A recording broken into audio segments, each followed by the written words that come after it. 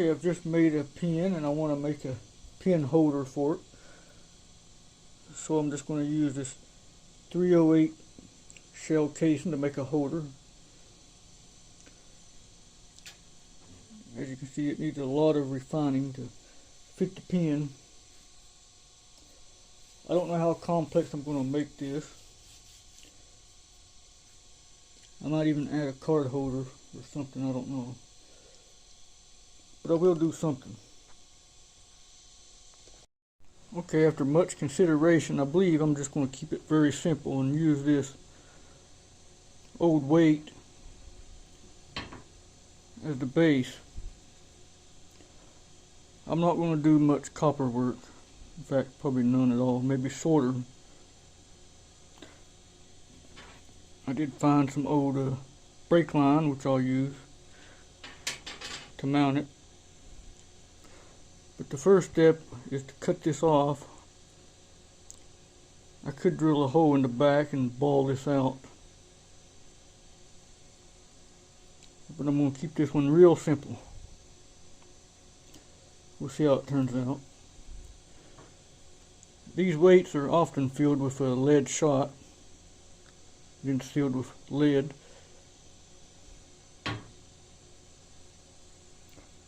So I believe I'll drill it out and remove the lead from it, or melt it. I'm not for sure yet. I'm not really concerned about the length.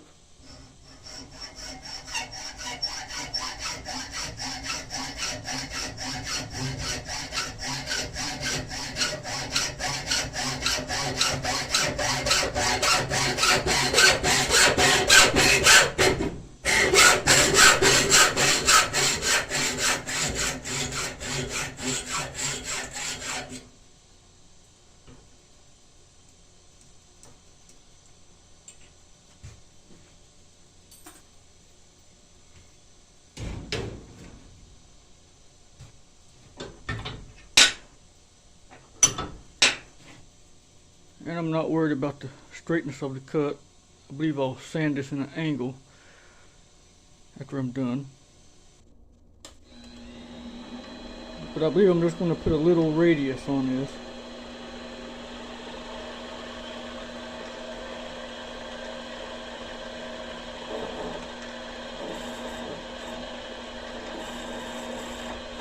It looks like my gibs are out of adjustment. Slightly. I'll take my time with it though.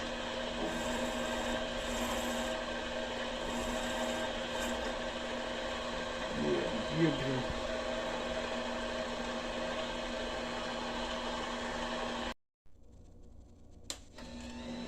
Okay, I've readjusted the gibs.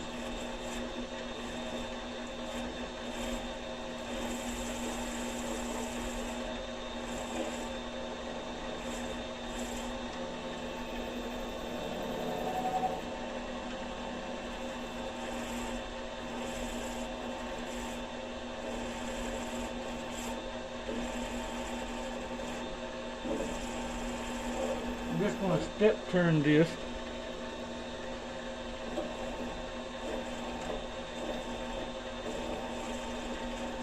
Still got some swamp.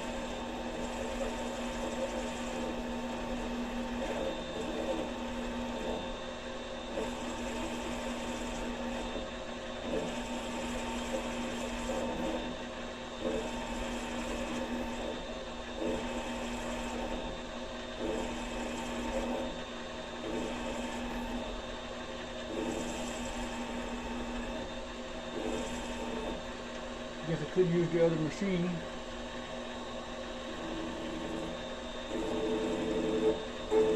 Looks like my cutter is not centered.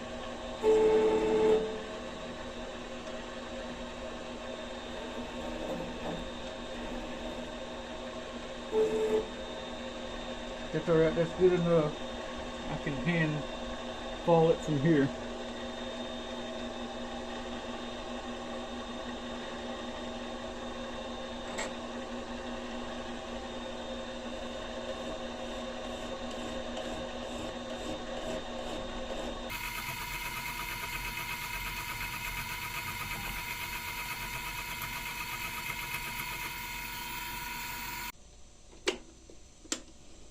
Okay, I've got it turned roughly the way I want it.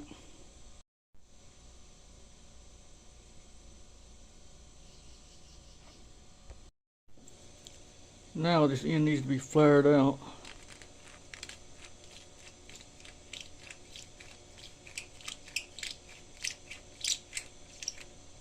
To fit the pin.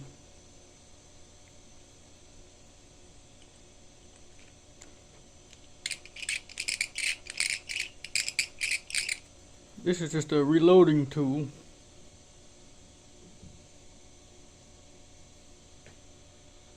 Okay, now it's time to flare it out. I'm just going to use a simple punch.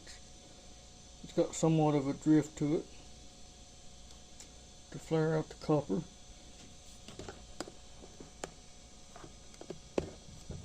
You could use a cone mandrel or a straight mandrel and a resin hammer. I'm just going to press it in it and tap here to release it and slowly flare this out. I'm going to keep this one quick and simple, this video.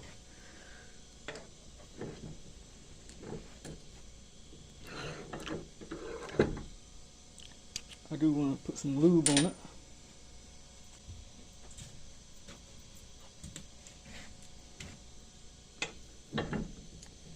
I'm not going to press it on very much. I don't want it to split. This has been work hardened already from the drawing process where it was a bullet, so I don't want to split it.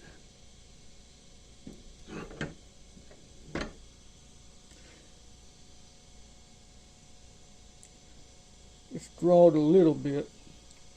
After I start hammering it, it'll draw it even more.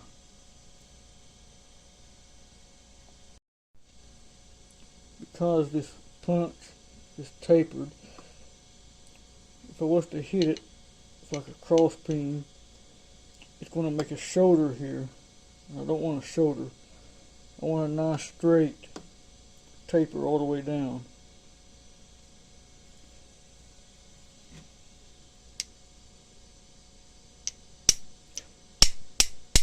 This might be hard for me to do like this.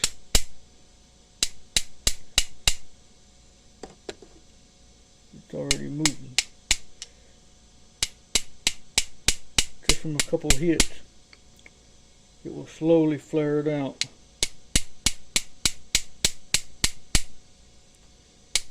Work it all the way around.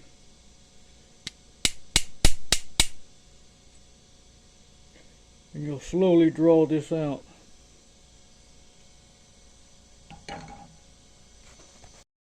If you don't have a press,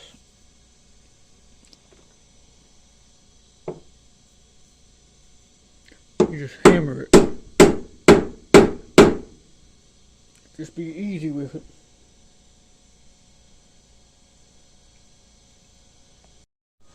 Just to show the process again, because I'm using this type of method, it does really depend on the punch.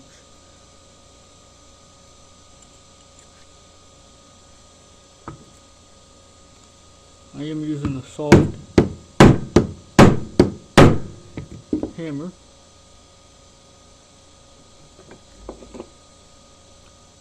And this is what's called a chasing hammer. It can be any hammer though. And you just want to tap around the edge, and that will release it.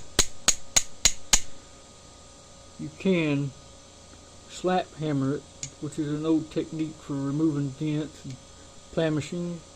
You'll hit it and slide, just like so. So you hit it flat and then slide with it.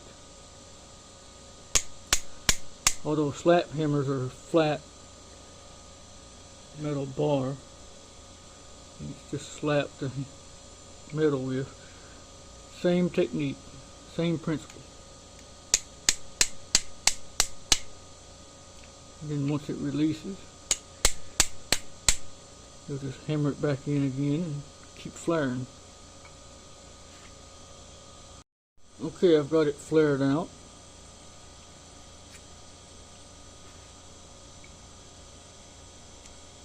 And as you can see, it fits loosely now. The reason why I over flared it was to show you how to shrink this if need be. There's a couple ways of shrinking this. One way would be to have a lead disc and you press this through the lead disc, but that's only going to shape it to the concave or the shape of your punch. You can hammer this out to shrink it.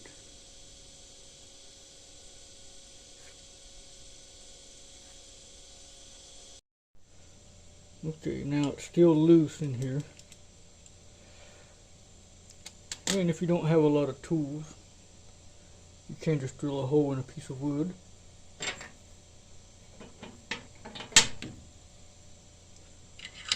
And drive it through with a punch.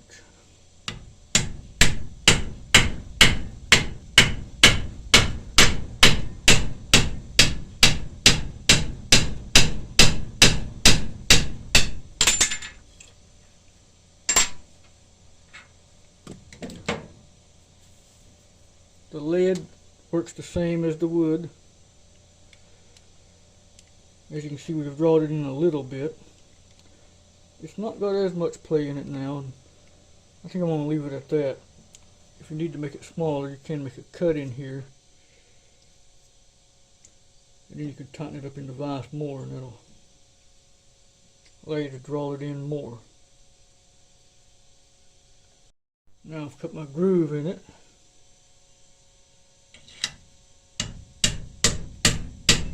I'm going to re-drive it again.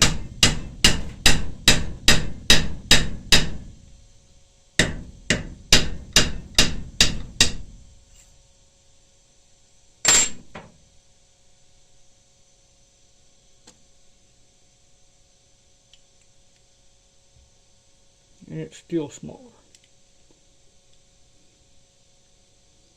But we're already good enough, so we're going to move on.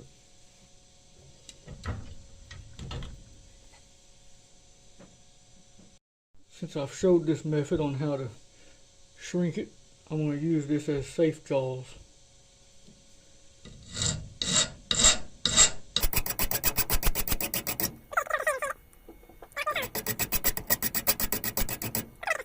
Now it's time to solder the end in.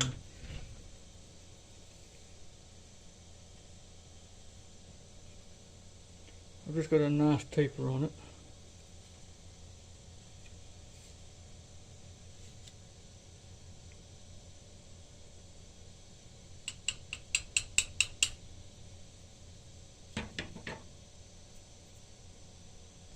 Now I'm going to cut a short piece of this brake line off, about 1 inch long.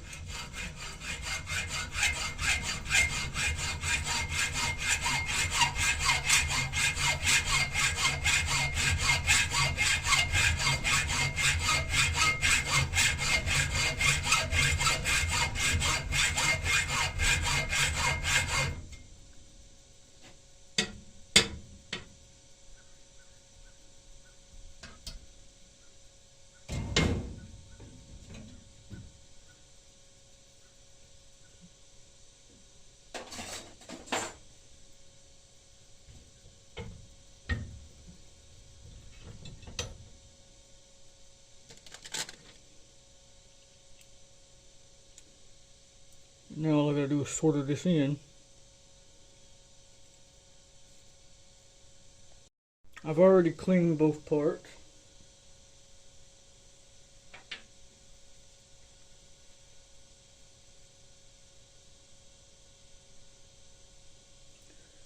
I believe I'm going to do a video on making one of these that swivel. Okay, now it's time to solder.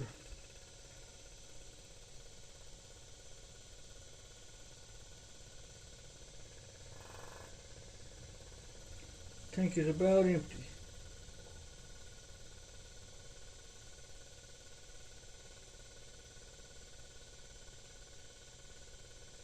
I have to get more heat.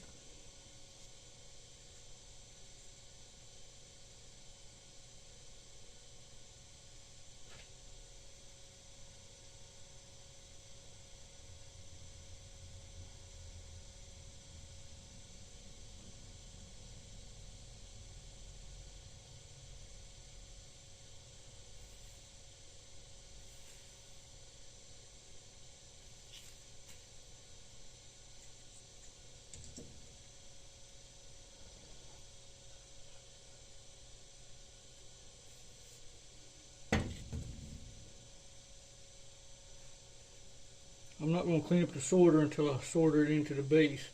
Then I'll clean it all up.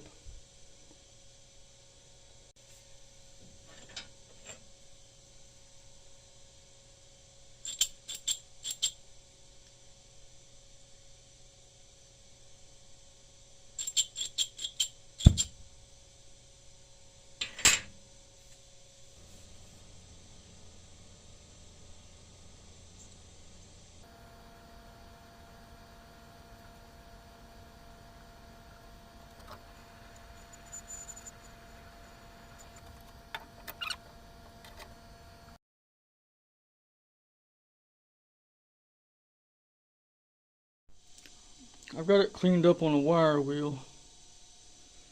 Now I'm just going to put a light buff on it.